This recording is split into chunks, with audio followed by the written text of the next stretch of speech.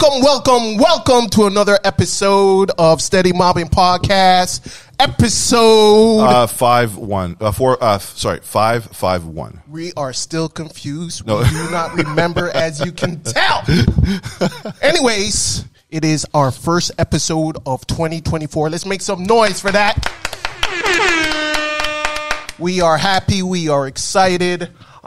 We are really excited because we got two social media content heroes, in my opinion, in the building. Wow. These are talented brothers. I've been stalking their pages. We all have.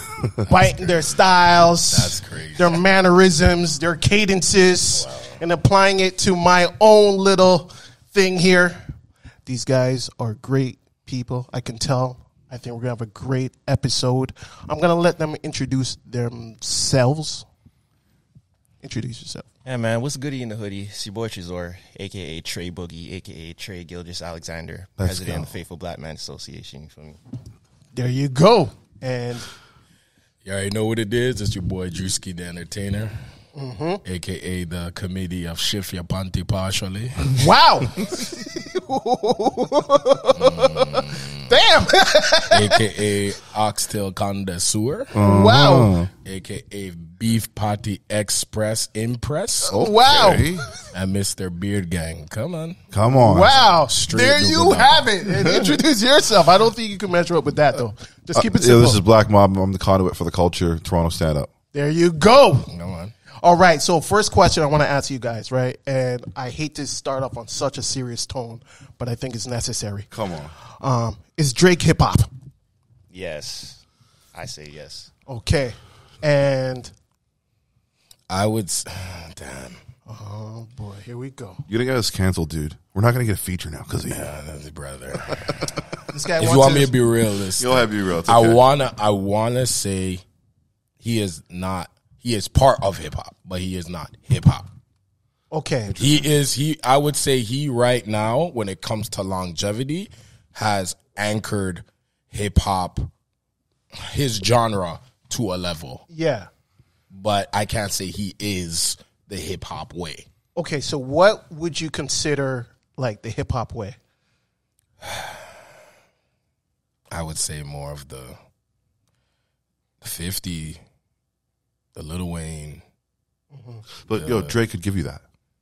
Drake could, and he showed you he can give it to you. Stop right there. Lyrically? Yeah. He showed you a couple times. Stop. I think we have a debate here. Come on. When it comes to Lil Wayne. Oh, sure. Lil Wayne. Now, you said Drake shows it to you sometimes. Yeah. Lil Wayne has been doing it all the time. Even when he's not trying. But it's a different time do now. it. is. But he's still banging. Lyrically, he's still banging. Yeah. And what does that say about the culture? But I think you're arguing something different. I think you're arguing who's better, right? So let's say I grant you that Lil Wayne is a better rapper than Drake. That doesn't mean Drake is less hip hop. No. I never said he's less than hip hop. I'm not saying he's all of hip hop. Okay. You get what I'm saying? I'm not definitely sitting here saying like he's 20%, but I'm not saying he's 100. Because I think the dichotomy people are trying to create is that Drake has transcended hip hop so much that he's no longer hip hop, which I think is just ridiculous. I think he's both pop and hip hop. Yeah. After Scary Hours 3, there's no way you could tell me he's not hip hop. Come on. Yeah.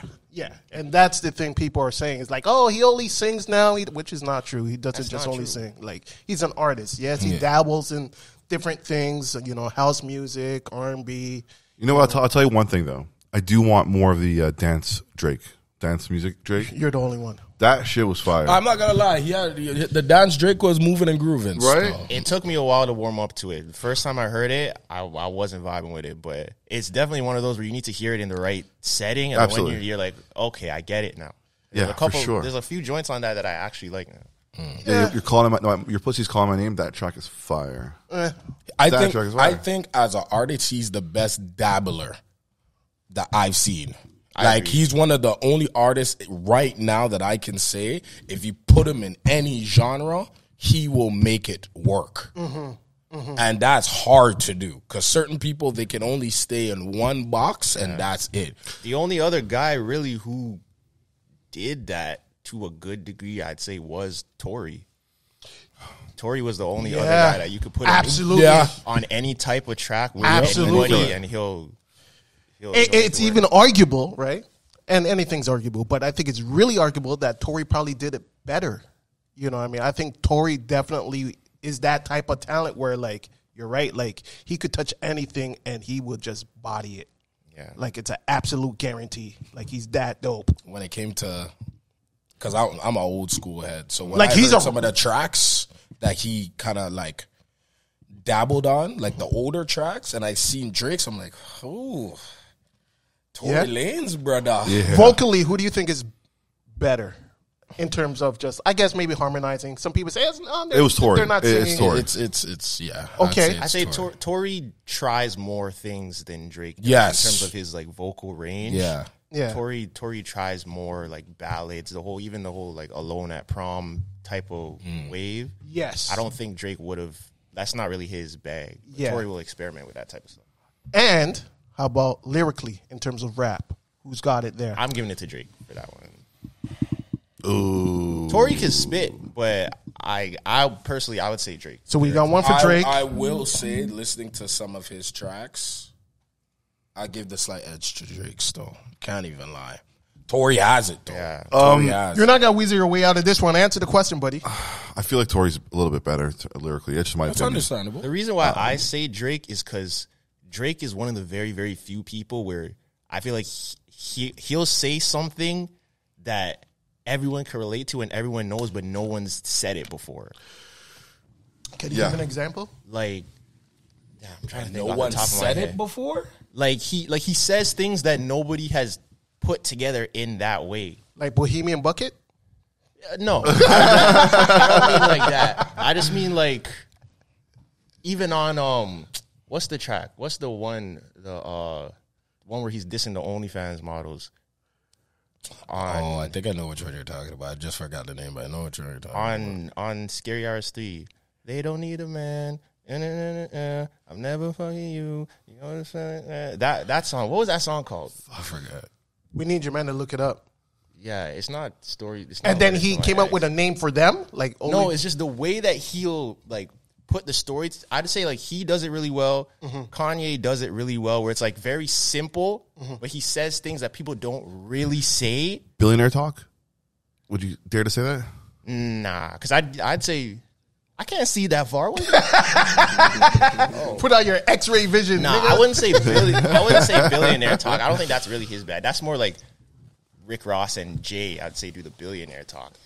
Just Drake. I would say just very simple, but the shoe fits. That's the song. Okay, okay. That whole track, it's like very relatable, but I haven't heard anyone do it like that. Okay, let's go through the bullshit. If they had a battle, Tory and Drake, and mano a mano, they had a beef, which they did at one point. Who's winning that battle? I'll probably say Drake. You say Drake? I'll probably say Drake. Today is Drake. Today's Drake. Yeah. I don't know what Tory is mentally. Damn, am I the only one that disagrees? I might just, in terms of a battle, I might say Tory, but just because I feel like Tory's more hungry. Like Drake's at a point where it's like he's not gonna take that seriously the way I think that's Tory true. would take it seriously. That's true. Like he has too much. He's already up. Why would he be focused on that type of battle? Yeah. I mean, the real reason why we're bringing this up is because Mos Def recently said that he wasn't hip hop. Drake wasn't hip hop. Did you guys see Friday's story time about Mos Def? No. So do you know the reason why he calls him a Bohemian Bucket? So essentially, I think it was in 2006. Mos Def came to Toronto. There was like a big concert, some rap battle, and JD Arrow won. And Mos Def was rolling on ecstasy. So like he was visible. Yeah, in Toronto. So he's like he was off on ecstasy. He's visibly on ecstasy. People could see that he was on ecstasy. And then he met a girl, and then he married her like within 48 hours. Here? Yeah, in Toronto. In this climate? In 2006. Do you know the girl he married? Do you know who she is? I don't know her name, but I saw a photo of her. Okay. She look good? Do you know her? See, you're quiet. You're just, I noticed your demeanor as soon as Let I me mentioned find it. out you swipe right. Yeah. No, I mean, she wrote a book. About the whole situation? Okay, I think it's okay to say, Yeah, go ahead. but because she's currently married to one of our legends. Mos Def. She's still married to him. No. Oh, she's currently married to our legends? One of our legends, a Canadian legend. Oh, dude, I'm so sorry. Oh, fuck. Is Socrates? There you go. Oh, wow. Fuck. There you go. That's something in it. You know? With all due respect. With all due respect. Yeah. She was married to Mos Def before Socrates. Wow, small world. Yeah. Fuck.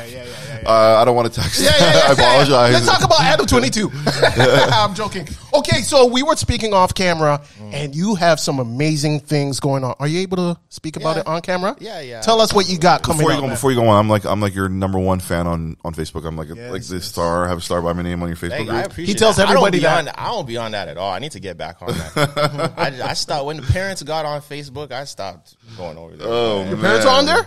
Yeah, for sure. Boom! For sure. My mom watches all my content, and then she'll call when I do something she doesn't like. She'll call me and just let me out. And I'm like, oh my god, I'd block my mom. Yeah, like yo, how long does it take you to make those the song and the video? Not a lot. Do I have time? Like I have time that day. If I have time that day, maybe like less than 2 hours, like an hour. Yeah. It's like a stroke of genius just comes right to you right then and then, and you're like, I got to get this out. Yeah, if I have the idea already, it doesn't really take long. And you're editing it yourself, everything. Oh, wow. Mostly. Sometimes I have people that help me edit sometimes, but a majority of the stuff, like the short form stuff, I'll do myself. Like regular stuff, sponsored stuff and whatever, like I'll get my friends to help, but regularly, yeah, it's just me. So what you got coming up, because it's pretty big, and I kind of want to be first. Me and my homie and my manager, we're going out to LA for Grammy Week.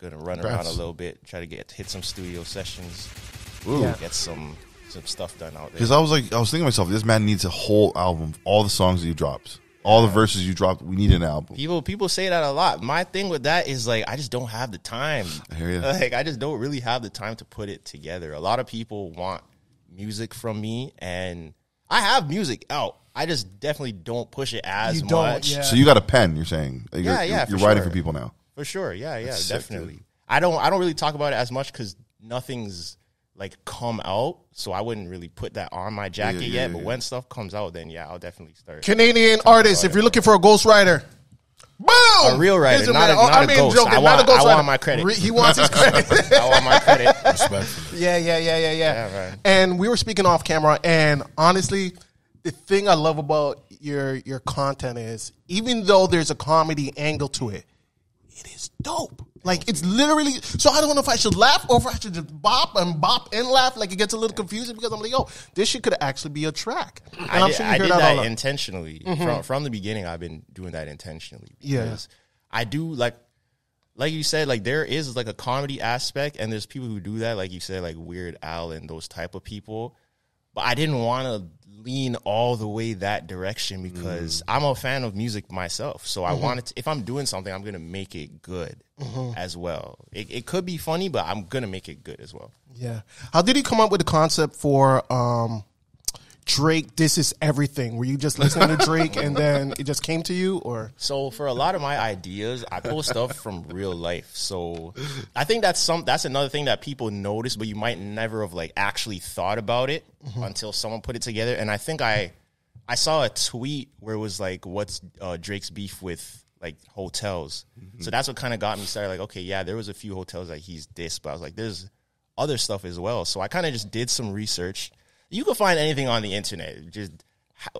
There's like a Reddit thread of all the things that Drake has dissed, like in the songs, and I just put it together. Yeah. And then people just kept sending me more and more of them. So I did like 3 or 4 different parts of those. That's crazy. How many followers you got on TikTok now? 993,000. Woo! We almost at a milli. We're gonna hit a milli this year. Let me ask you analytic questions. Yeah, sure. Are they majority based in Canada? No. Canada's my third market. Is the US, UK, and then Canada. That's what's up. That's what's up.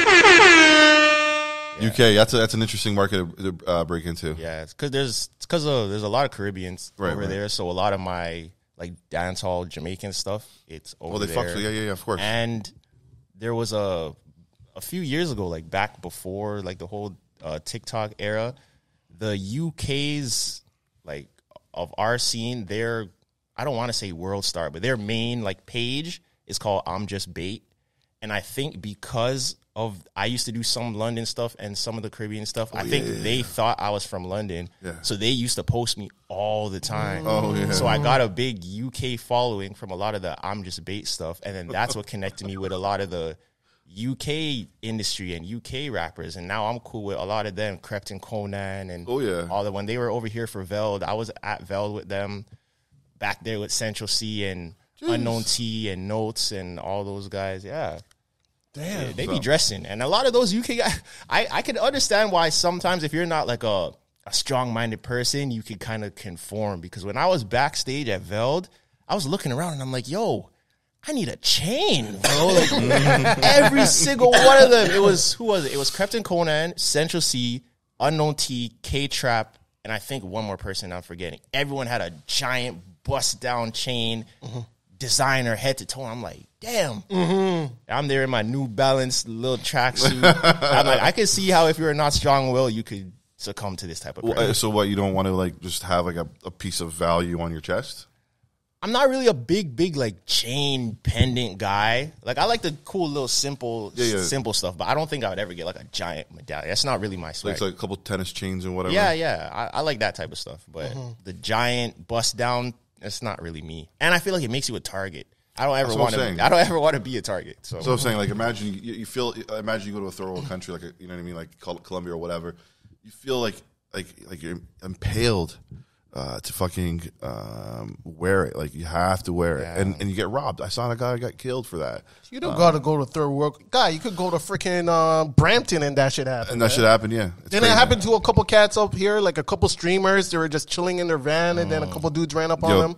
That world is crazy, by the way. The streamers world. All right, so we were talking, me and our producer, Stewie, and Gloria, we're talking about the future of, content creation and podcasting is going to be streaming. Is that what you think it is going to happen here? I think streaming definitely is going to become a bigger part. I don't think it's going to take over because I think just because of the time that it takes. But I do think streamers are climbing up the ladder in terms of just the whole entertainment industry. And I think there's definitely, I think a lot of the platforms are already starting to try to push the streaming stuff. Instagram recently, they just started a thing where you can go on Instagram Live from your computer. Like your streaming setup, you could do it directly to live instead of having to go around. So they want you to stream more. TikTok's been pushing live stuff, and then YouTube's been pushing their live stuff. So I think it's definitely a thing. Are you streaming, Drewski? Yes and no. It depends on what I'm streaming. It depends on what the goal is on stream. Because me personally, I don't always like to just go and stream. I always like to have some type of, I'm going to go there for a purpose. Yeah. Right? Because certain people stream and it's, no offense, it's on an idiot thing. Yeah. Super idiot thing. Yeah. You know what I'm saying? And when you become a certain brand of yourself, you got to know what you're putting out there, right? Especially if you're trying to represent yourself to a certain degree and to a certain tier, because locals are trying to be vocal, and when they get vocal, they start going up the ladder and up the industry. So you gotta kind of maintain a composure. Absolutely.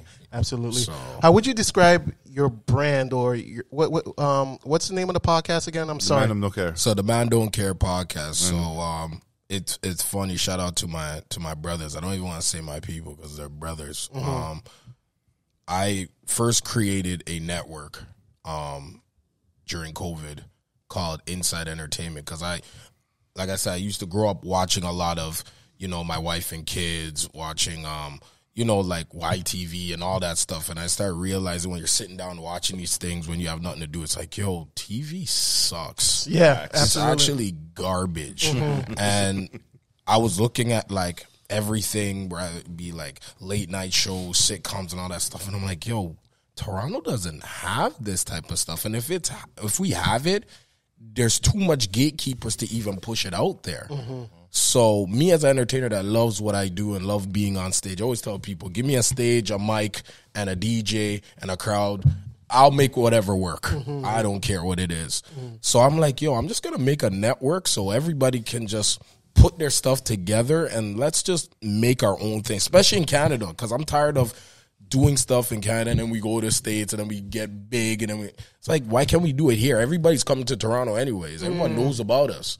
So that came in the lines of the podcast transforming. The podcast came from just a bunch of dudes that knew each other from different places. We sat down in a Seneca library, and we used to just talk a lot of shit about different things, to a point where people would be walking with their books, and we'll just call them over and be like, well, yo, what do you think about this? And they'd be like, yo, this is what XYZ. And we're like, you're an idiot. Or we would be like, yo, you see, you're valid. And then people just started rocking with it. And then we just said, fuck, let's just make a podcast. And I love your show. And I would never forget this clip. And I'm going to ask everybody this question, okay? So listen, once again, nobody's weaseling out of this one. Did you come up with that? No. Look at the time. No, not today, buddy. I'm not sure. Who, you know the question, right? Yes. So the question is, would you pick cotton for $200 an hour? Obviously, this is a question for black people, right? Why am close to Black History Month? You want to ask this question, brother? Listen. Jesus. This is a content game. Controversy sells. So, let's get to you, Les. What's your answer? My answer is no. I hate manual labor, so no amount of money could get me to do that. I was never, like, even growing up, I wasn't working in a factory. I hate manual labor. I can't do it. So, but $200 an hour? Yeah, but I can't do it. Can't do it? I can't do it. I can't do it. Would I do it? Absolutely. What's 200 times 40? Let me do the math. Actually, that's a great question. What's the math? Let me do the math for you, brother. Just know I think the answer is bills paid. If I was a kid up until like maybe 22, you know what I mean? I probably would fucking do it. Is that one phone or is that two phones stacked on top of each other? It's the Samsung foldable. Yeah. Oh, it's two. So what's that? That's $8K in a week? $8K in a week, and then you times that by 2. And then say hi to Justin Trudeau, and he'll take half your money, unfortunately. So yeah, taxes too. But remember, this is tax free now. Oh, tax free. No, I do it for you. I do it for a year. Grind it hard. Grind out for a year. For a year. Look at this coon guy. For a year. Dr. Umar's gonna be pissed. This man's cooning right now, guys. Hold on. But hold on. I'm not a slave, because like brothers who are slaves. Yeah, that's true. They're not getting paid. That's not getting paid. I'm getting paid. Yeah, and I'm doing it with my own will. I mean, that's a good. And plus, we're in a different time where, like, look. If I was young, I would do it. I mean, now, personally, me right now, like, the ancestors are still discussing, and he's African. I wouldn't do it. So really, it's just the cotton that makes it bad. Because if you switched cotton for apples, people are doing it. Yeah, if that's right. It's just the connotation of the cotton. Well, so would you do it if it was apples? Absolutely, I'm cooning too. I'm cooning all the way. Cotton, apples, freaking, taking ropes off of tree branches. I'm doing all of that. Man said rope off of tree branches. That's crazy. That's rope off the tree branches. That's crazy. $200 an hour? Shit. So what's your answer? Oh my God, man! I try to leave this shit. See, in 2022. So he doesn't want people to see this, right? So the reason why I was so contemplating about it, because I'm a hustler. Like I grew living my life being a hustler. So like the $200 automatically was in my head. I'm like, yo, for $2 an hour for like just about 8 hours a day. That's crazy. Then you times that by 40 hours a week, and then a month. I'm like, bruh. Yeah, the family's happy. The kids is happy. The wife is happy. Dog, the man and them are going on vacation in a month. Yeah. In a week. In a week. I could just call a man in a week and be like, yo, we're flying. Absolutely. Where we going? Like, what do you want, brother? You want to bust down? What you want to do it? You want that shoe? Yeah, brother. For your 3 bills? There's a lot of trade-offs for good year. For good year. It's for everybody. That too, and you probably have the best body you've ever had your whole life. You know what I'm saying? But then I'm thinking about, yo, what would Marcus Garvey think of me? Yeah. You know what I'm saying? What would Harriet Tubman say? Just be disgusted. I have Marcus Garvey in my head. You know looking at me the whole time. But I think you came up with a pretty good answer, because you're getting paid for it, right? So it's not slave labor. Like, you're actually getting paid. And you made also a great point. Switch the cotton for apples.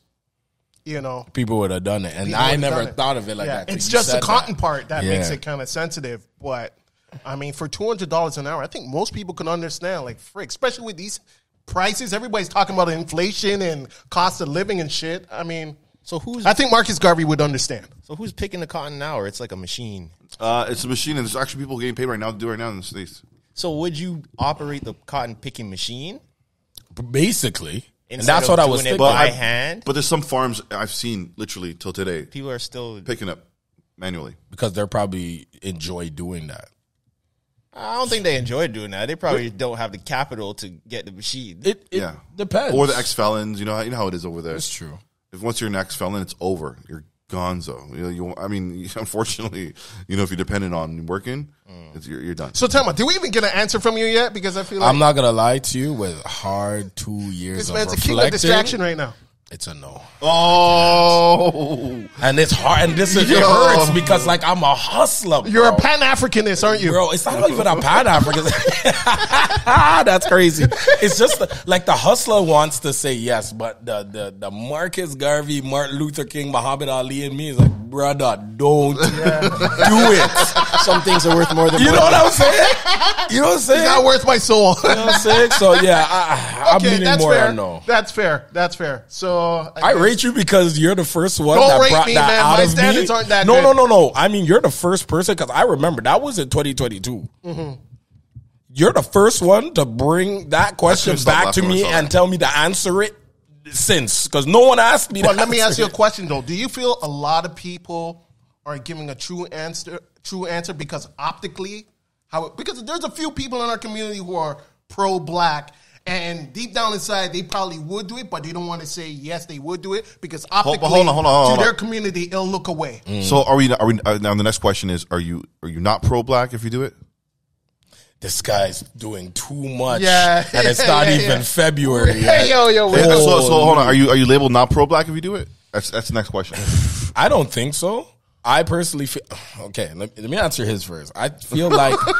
It's a lot to unpack. We're going into the weeds right now. So for the first question, I say I would say out of 100 people, maybe 50 to 60 people are lying. Because realistically, when you look at the numbers, people are robbing people for $10. Mm-hmm. So imagine working for $200 an hour. Come on. Yeah. You're going to lie and say, oh, I'm not doing it. Deep down, you do. Yeah. That's a bust down in 2 days. Yeah. You know what I'm saying? A day, much. Sorry. A day. A day. Yeah. So I feel like certain people are lying, yes.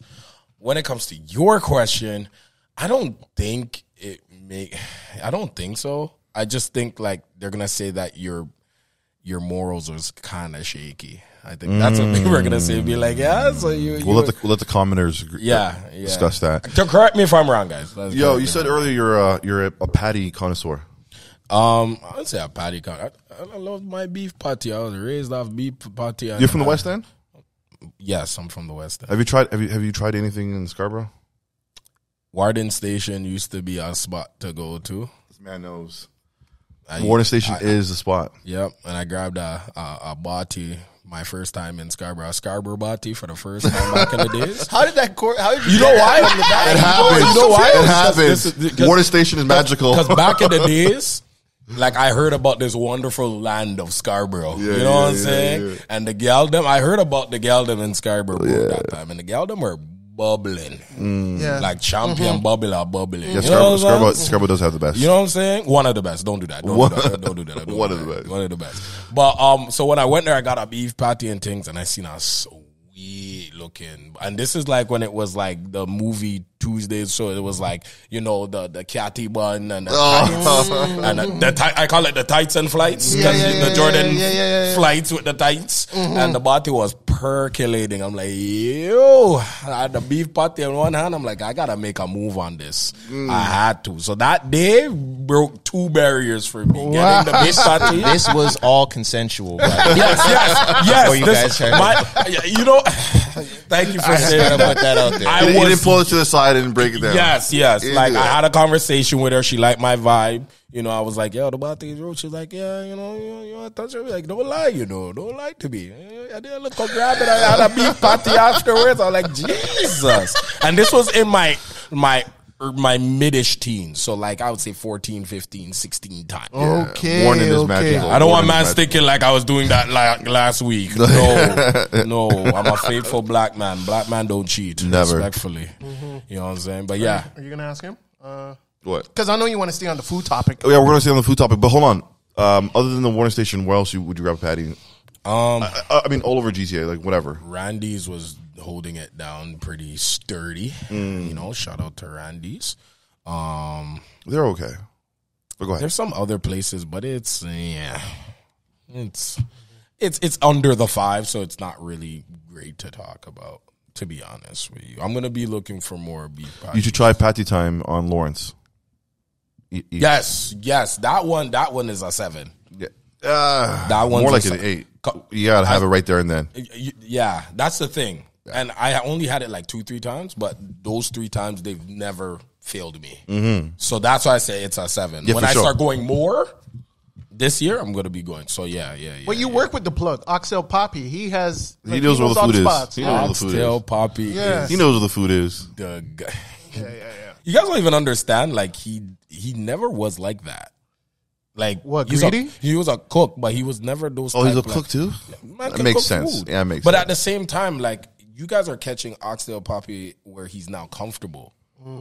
He wasn't doing this from time. He just started doing this, like literally probably for the past couple years now, and he was being like what you guys see from the podcast or what you guys see from Oxtail.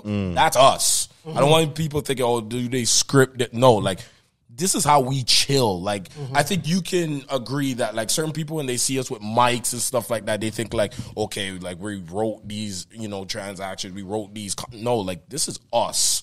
So, when you see Oxtail saying these things, like, especially when he did the patois one, everyone dies off that one where he's like, I don't know if this is a beef patty or a pyramid scheme. That's how he would have said it in person. So, yeah. Yo, patois is... Patois. That's that's the storefront name. Patois. Oh Lord. So, what about you, brother? Your best patty spots, Ron. I really wouldn't have an answer for you. I'm not really a patty guy anymore. Okay. I got what's the word?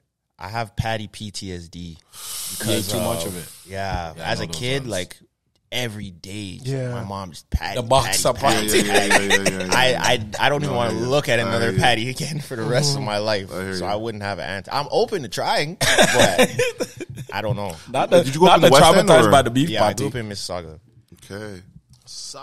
This guy's traumatized I have a conspiracy theory. I feel like all the shakers and the makers who claim Toronto are all from Mississauga. You think so? All the shakers and makers in Toronto. I don't think so. I think half of them are. I don't really a lot of the shakers and makers in the GTA are from Mississauga.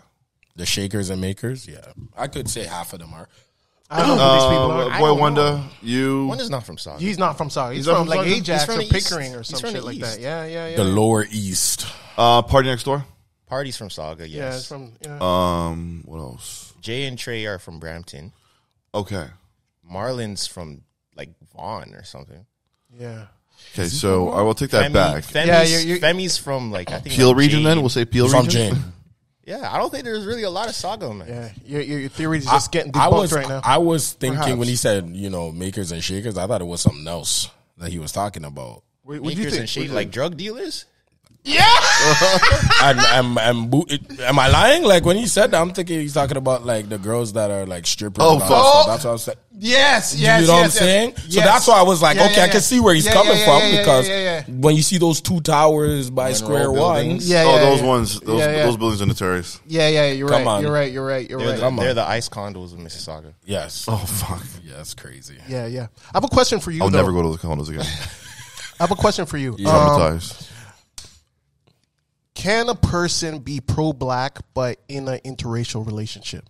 Damn, man, you really looked into our podcast heavily. Still, this is a man that did his research. Knowledge, yo.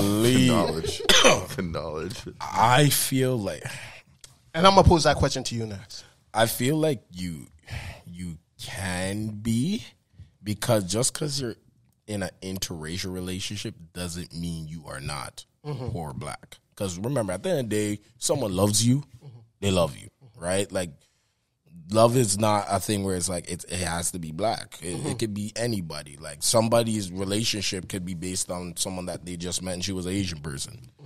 You know? And you got to also remember some of the Asians or Europeans, they also stem off black too. You know what I'm saying? But I know Oxford's going to be like, no. Yeah, he's going to see this clip. No. I'll make sure I tag him when I post it. What's your answer? I see both sides. Me personally, I don't feel like if you're in an interracial relationship that you can't be pro-black. But I get like the rabbit hole that people who are on the other side are because of like you're not pouring back into the black community and stuff like that. I get it, but me personally, I don't feel like it makes you not pro-black. Like, as long as you're not tearing down black people and black women and stuff like that. So, like, I get it, but I don't agree. So you guys saw, I mean, I'm sure you've heard Dr. Umar's talking point about, you know, when you're with a non-black person and you're married to them, when you're done, they're going to take your resources and they're not going to put it back into the black community necessarily. They may put it into their own community. Arguable. That's really depends. Yeah, because it really depends. Because your youths, your children, your descendants from her and in that relationship, they're still black. And I guess also, too, just like, you know, based on the Pan-African moral compass, like the black woman should always be, you know, in a relationship with a black man if you're pro-black. Like, you should always choose her. Respectfully. Yeah. But it doesn't always work out that way.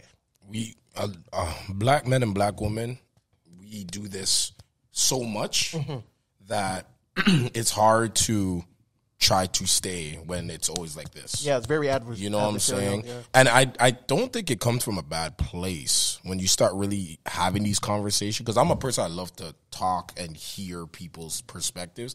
I don't think it comes from a bad place. I think there's a lot of corrective criticism in these topics. It's just two sides are hard to want to hear. And I think when people just open their ears a bit more and literally take in perspectives, I feel that's when we'll start to gel even more on it, right? And it's funny you said that, because we did have a podcast about it just a while ago, and I told people just because you're in an interracial relationship doesn't always mean it's always going to be the best. Because people think, okay, I'm not going to date this black woman, or I'm not going to date this black guy because I'm tired of black men and black women. I'm going to branch out. They think it's greener on the other side. It's like, you don't know what's over there. I've heard stories from other races, what they've done to black women and black men. Stay on this side. Yeah. It's better to know the devil that you know than the devil that you don't know. But also, it's like, you know, everybody's an individual. Yeah. Right? So, like, you cannot, I guess, label, you know, whole demographic based on their race, right? Because there's crap people everywhere, right? So I think once you start kind of generalizing things, you're not really having a truthful, honest conversation. Facts. So I just don't want to be intertwined in anyone's family who doesn't like me. Facts. That's my Imagine main thing. Like if I was in an interracial relationship and her family is racist, I couldn't do it. Even if she's not, or even if like her parents might not be, but her aunts and uncles and grandparents, like when they see me, they grimace in disgust. I can't do that. That's wild. I can't, even if I love you, I can't do that. Because now, it sounds like you've faced that before.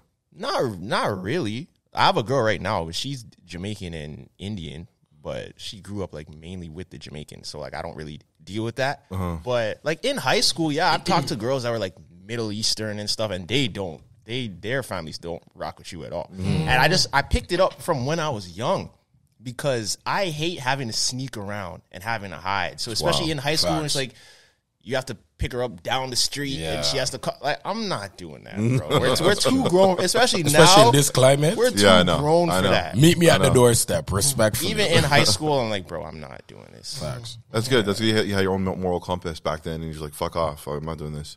I got a question for you both. Do we have a sound in Toronto when it comes to hip hop? And if we do, please tell me what the sound is, like in terms of like what artists emulate this.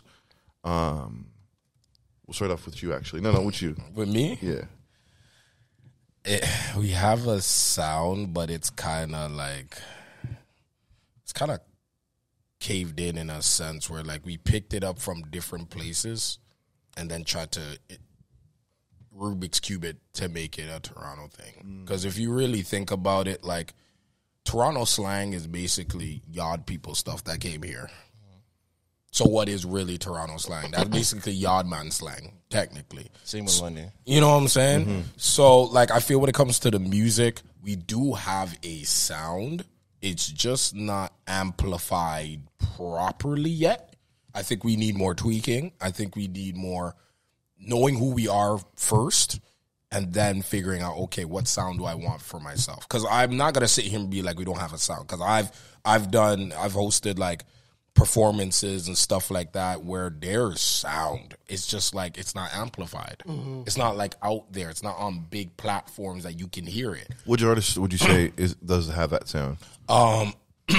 That doesn't have that sound? That do have that sound. Oh, I can name, shout out to Trendy, shout out to Nana, shout out to Double M, B-Rob, oh my goodness, Dolo the Gifted, Double M is dope. Yes, Double M, and like her lyrics to me is better than some of the industry artists that I've heard. I feel like B-Rob's sound is his sound. I don't think it's a Toronto sound. No, but that's what I'm saying. Mm-hmm. Like a Toronto sound is finding yourself and branching it out. Okay. And that's his sound because you don't hear it anywhere else but in Toronto. Mm-hmm. You know what I'm saying? Like if you go somewhere else, you're not hearing that type of sound over there. You're hearing it here. Okay. Right? Double M, perfect example. She found who she was, and she originally was a singer.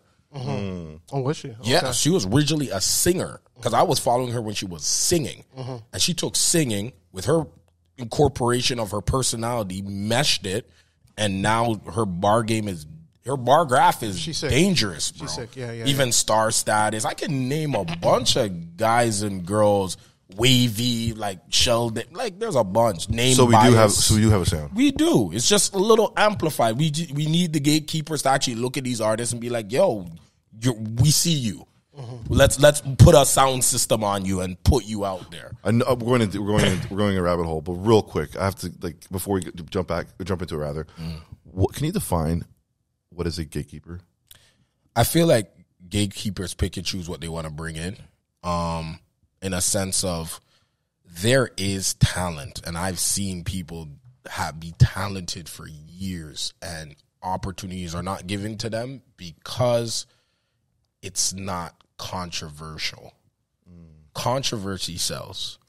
That's why a lot of, no offense, fucked up shit gets a lot of comments, and a lot of good shit gets reasonable comments. If you don't believe me, go on social media, find something that's controversial, look how many comments that are in there, and then find something good, not as much. Same with the music. Mm-hmm. If a person, an artist that's actually like a good artist is out there, because I've seen guys, no offense, there's a lot of people that are up here in Toronto that their performance is not as good than the locals, and I've seen it. Yeah.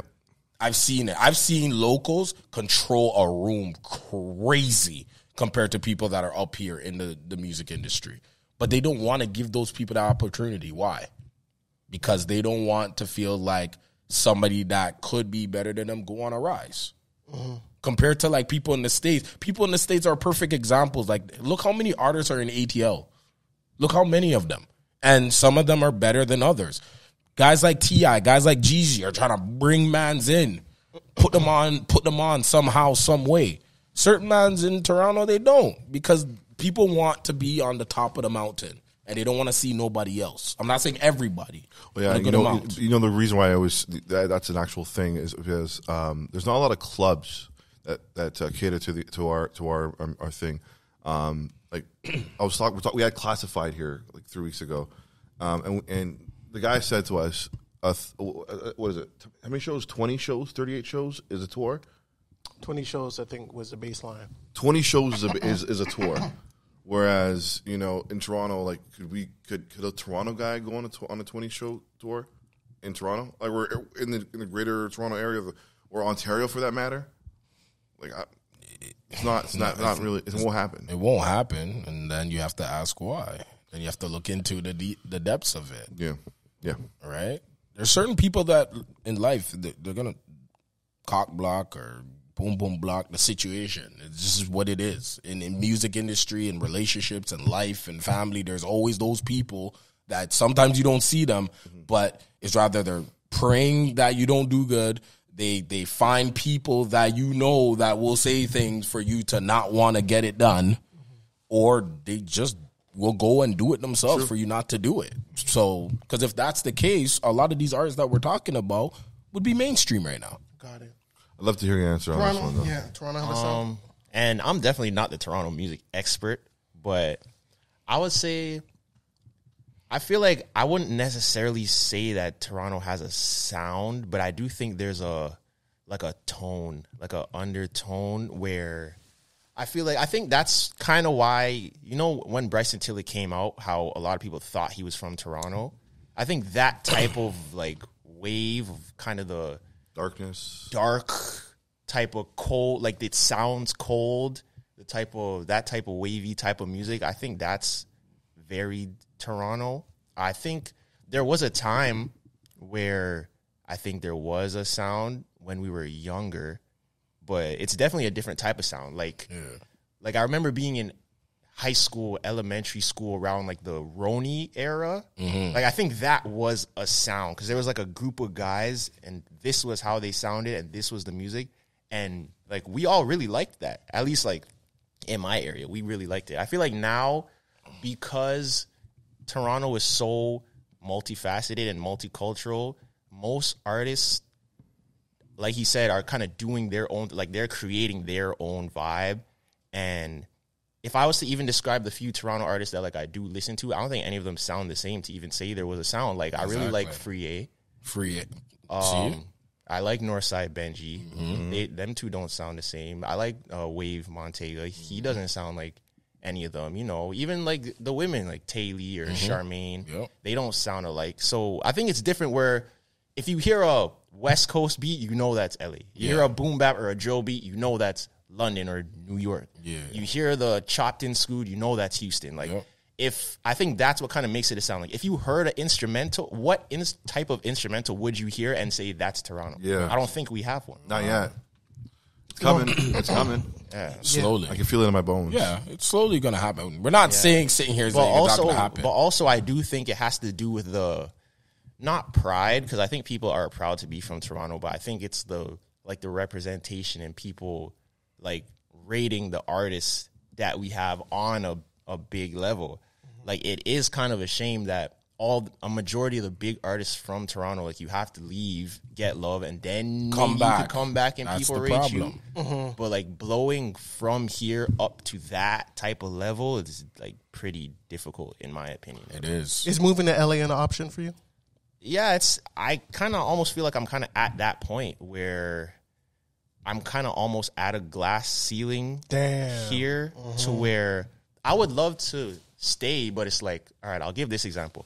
When I was in London and I'm just walking around the mall, you guys know like Chunks in Philly and all those type of people. Yeah. I'm seeing like JD Sports, Chunks is on a giant poster outside.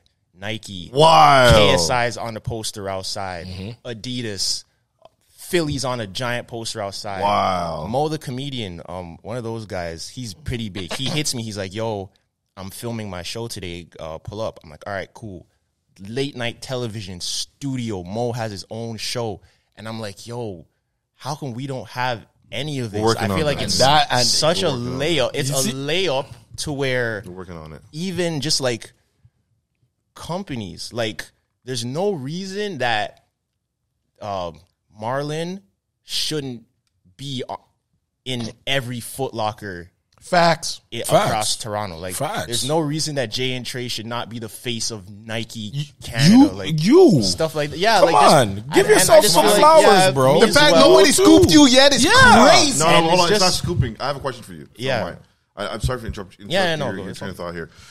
I see you have a lot more ads now. Now, you can tell me to fuck off or not. Do you have a manager? Yeah. So you have somebody who's Now, my next question for you is: do these brands reach out to you, or do you reach out to the brands? It's a mix of both. Okay. I was with I recently just left, but I was with an agency, and my agency was based out of LA. Interesting. So a lot of the deals that I get do come from American companies, or even I get deals from UK companies for here. So it's what I'm talking about? It's like kind of like the infrastructure I feel like needs to be improved. I don't know if it's because we might need more capital here or something, but I just feel like even the shows that they do in London, like JD Sports or Foot Asylum, Soccer Club Direct, like all the stuff that Chunks in Philly does and all of them, I'm like, yo, why do we not have this? And I've talked to people to try to like see if we could get some stuff going. Talk to me. But like, it's like there's no reason that like, say, I'll include myself, like me, Mucho, Bilal, Andy, and Marlon and Femi are not should not be doing like the same type of content. Yeah, that leave. Chunks Leave. and Philly and Tresor, leave. No. Leave. Don't leave. Leave, man. I think The man hit a glass ceiling. He said it. No, like there's leave, only so much you can do here. Time to take it to the next level. Don't leave. And the reason why I say don't leave, because I'm happy you said it, because me and him were actually having this conversation. That's how we actually first met, is when we reached out to each other. We had a conversation on nobody's creating what you're talking about for the upcomers to be involved and put their face out there.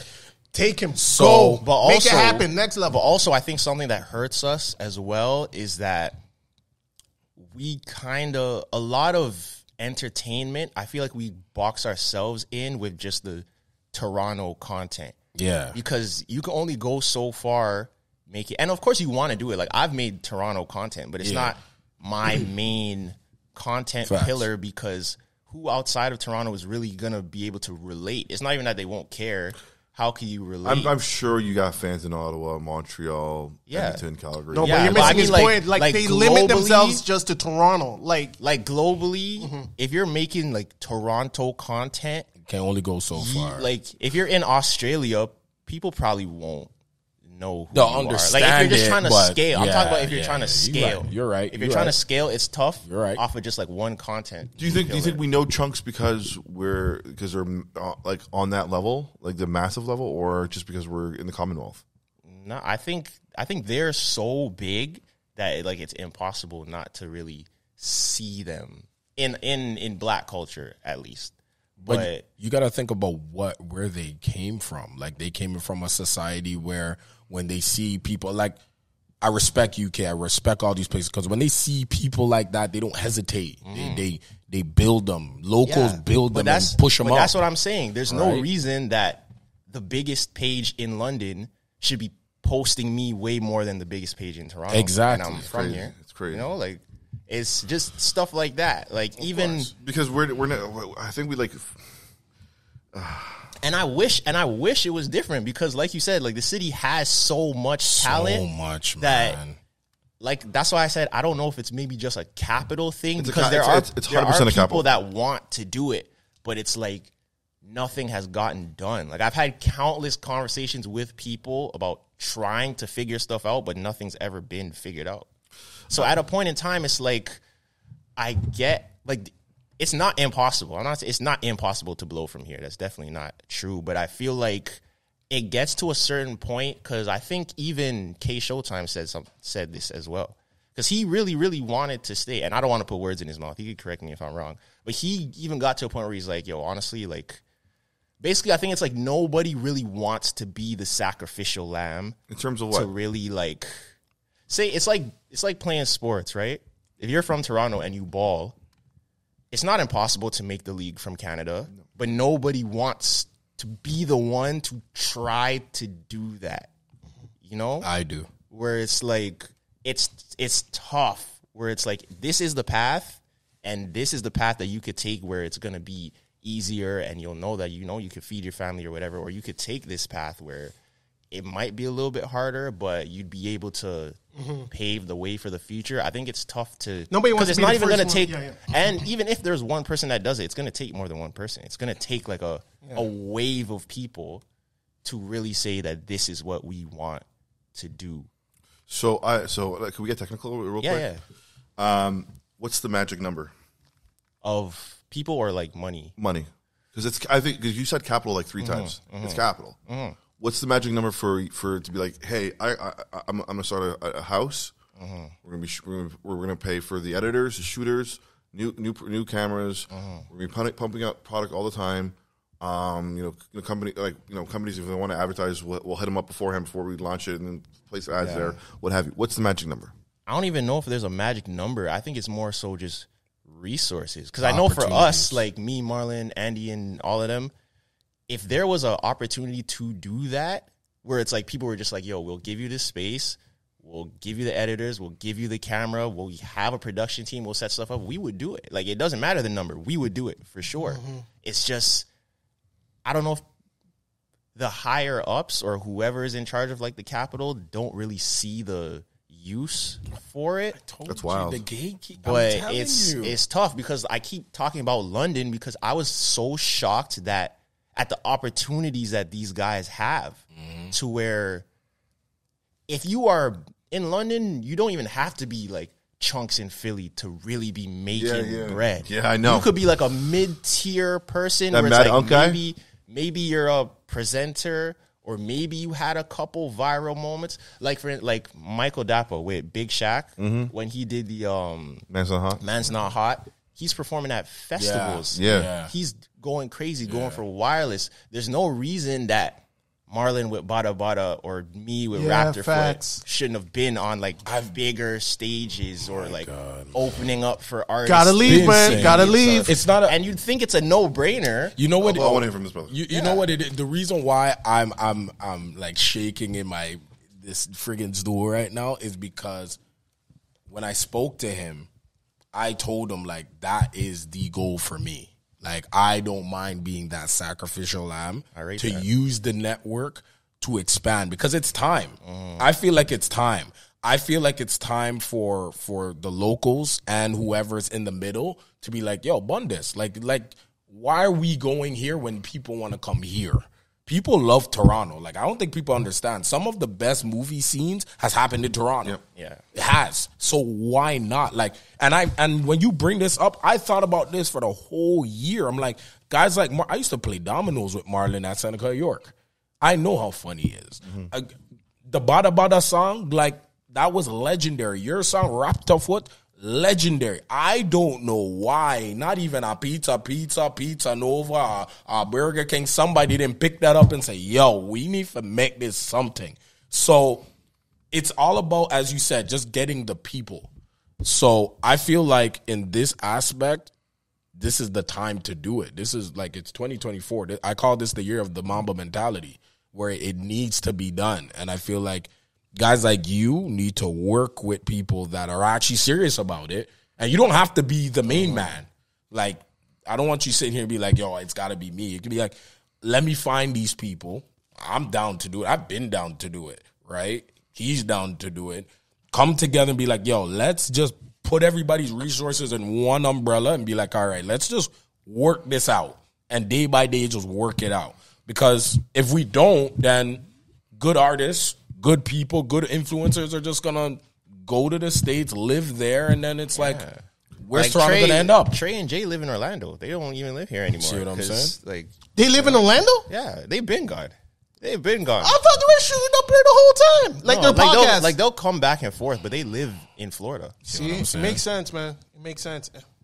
Yeah, I know Orlando's really cool, really nice place to live. And the homes are like semi-cheap compared to Toronto. Yeah. It's just, especially for entertainment, I get it. And especially because set and scenery is so important. Here, when it's cold 7 months out the year, it's hard to film outside. So you're kind of limited to indoors. And if it's a situation where we don't really have a lot of places to film indoors, it gets even tougher. That's why a majority of the content creators from Toronto, like, you film at your house, because where else are we gonna film? And like, we need more places like that. Like in LA, there's a guy, I don't know if you guys are familiar with Kev on Stage. Oh yeah. Texas. Kev on Stage has a studio, like a real studio. I remember the last time I was out there, Marlon was out there as well. because Kev on Stage brought him out because they were filming a comedy special. And he has a whole, like, studio, different sets, different lots. And I'm like, yo, like why a Tyler do we, Perry type thing. Yeah. Why do we not have somewhere like this? And then places that we kind of, like, they try, they get shut down. Like what just happened with Artscape. Yes. Like, so it's tough. It puts people in a compromising position. Facts. Well, that's what we're trying to do here. Actually, yeah, we have a little studio going on. You know, it's not as big as Kev on Stage yet, but it'll get there. Yeah. Anywhere helps. And then also, I think because a lot of the people on the come up don't really have money, to where it's like the places that are available here, people can't afford it. Right. So if you're just like a young, talented dude coming up who maybe just needs a recording studio or needs a set to film his videos and you can't afford it, what are you going to do? Do it from home or outside. Your hands are kind of tied. Exactly. Yeah. Well, that's so. So I was going to say earlier, I'm going to push back on your points. It's about reaching out to these advertisers. Of course, you've got to email these people. You've got to email them. You've got to be like, hey, I have this product. You know, and this is what we do. This is our numbers, and you've got to reach out to them. That's the only way I think Canadian wise will grow on this landscape here.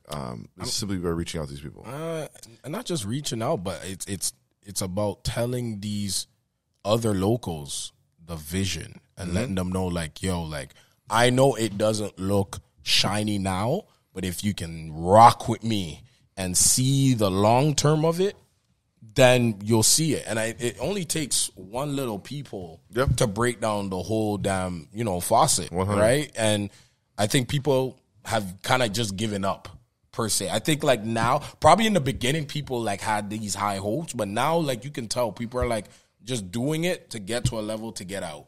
Yeah. And then once they get out, flourishment, right? Mm-hmm. Instead of, you know what, let's build, work with somebody, build. And because that's what Atlanta did. That's what so many places. That's why Atlanta is what it is right now. I've heard people speak like that, man, and it just never came into fruition, man. And there's so many artists that I talk to. I shouldn't even put her name out. I won't put her name out there, but she left for the same reason that you're talking about. She's just like, yo, there's only so much you can do here. And she's in the States now. She's in Jersey. Are you going to go for acting to LA? I would. I definitely would. Honestly, whatever is clever, wherever I could get in to fit in. I think you'd but I started out like with that, like acting.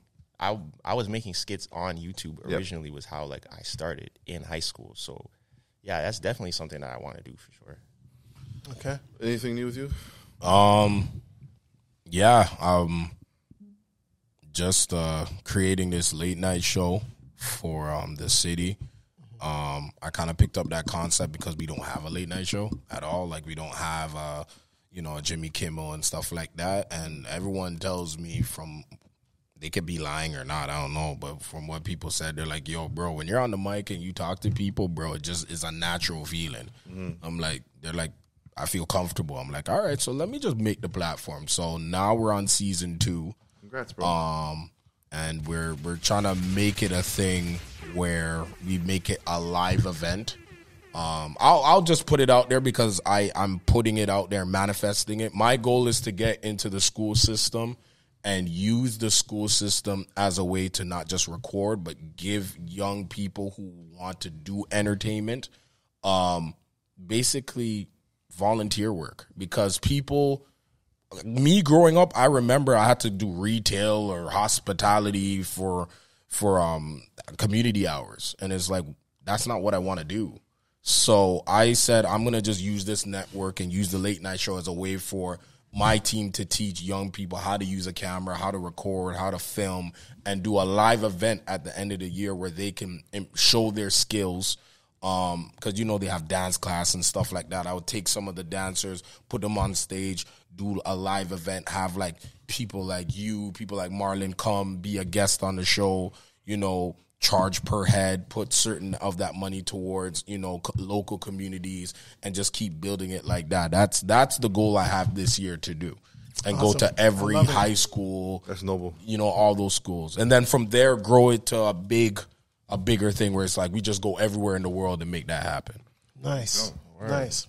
You know what I'm saying? And what do you got coming up besides the Grammy weekend?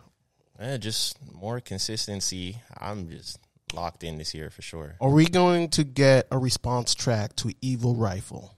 If I want to. I feel like that would be fun. But I want to talk to him to maybe try to set up do a little story. Because that'd be dope. Yeah. You know, Major Hype, he has that. Yeah. I want to do something, man. Yeah, he's amazing. Shout out to him, bro. Major Hype. We want you on the podcast, Major Hype. Yeah, he's amazing for sure. Yeah. Okay, quick question. Top fives in rap, dead or alive. Do we have enough time for that? We do, Damn, but we're done already? Canadian, It's only been an hour. I know it's crazy. I know. We only shoot typically for an hour and 10 minutes. You want to give him Canadian or American? Let's do American. I want to hear both, actually. So top 5 candidates. For Canadian rappers, Yes, sir. Pat Stay. R.I.P. I would say Classified. Okay. I would say Choclair. Yes. Shoot. I think I number 4. Yeah, I'm on to number 4. So much good ones. Bishop. So that's 4 right now. Okay. And then the 5th one, it's hard. The 5th one is hard. So far, Dr. Umar hates that top 5. I know. Pardon me? Yeah, and I'd probably, we'll just say Tory Lanez, rapper-wise. Yeah. Okay. very political. And then all time, like American, Yeah. Lil Wayne, Eminem, Biggie, Kendrick. Actually, no, Cole, and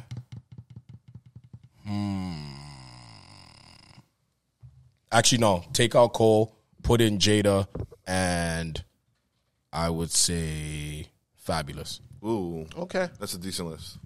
I'm a bit younger, so I don't really think I could give a list of Toronto artists without like just saying like the obvious ones. Just please do anything. And some of them aren't even rappers.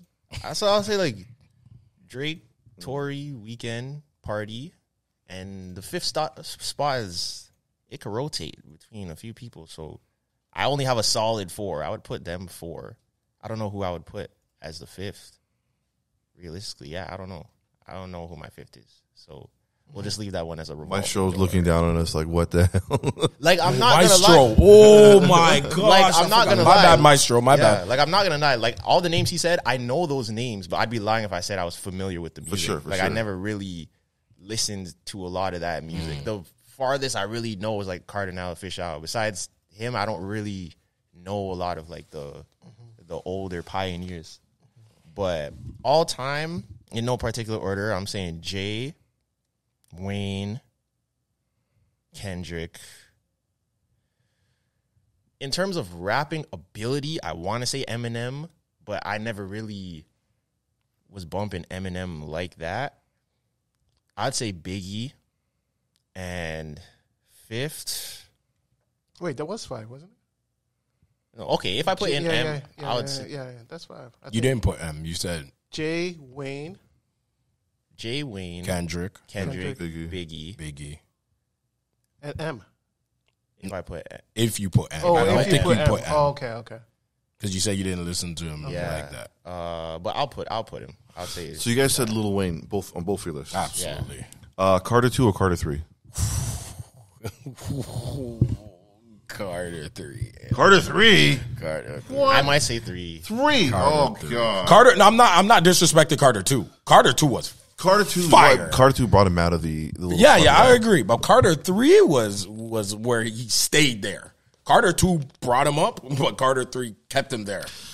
That's why I say Carter 3. Because when I was thinking between Carter 2, Carter 3, trust me, them two, It was Carter 2. Carter 2 for me. Carter 2 for me turned it up. We got to end this up. This is a great conversation. Salute to these brothers. Wishing you guys all the best and all the successes. I want you to succeed. I really want to see you on TV. I want to see you on Netflix. I want your dreams to come true. Appreciate it. I think you need to leave in order to make that happen, but that's just my opinion. That is it from the Steady Mobbin Podcast. I am your lovely host, Glory, a.k.a. The Shop Review. You are... Black Mob, and I'm the conduit for the culture. Holla at me, baby. And you guys want to give out any handles, any shout-outs, anything like that? Want to go? You can follow me at I am Tresor on everything. And, yeah, just stay tuned for more. Yeah. Drewski, the ENT, on Instagram. Insight.network, INCITE.network on Instagram as well. And the Man Don't Care podcast. Follow that.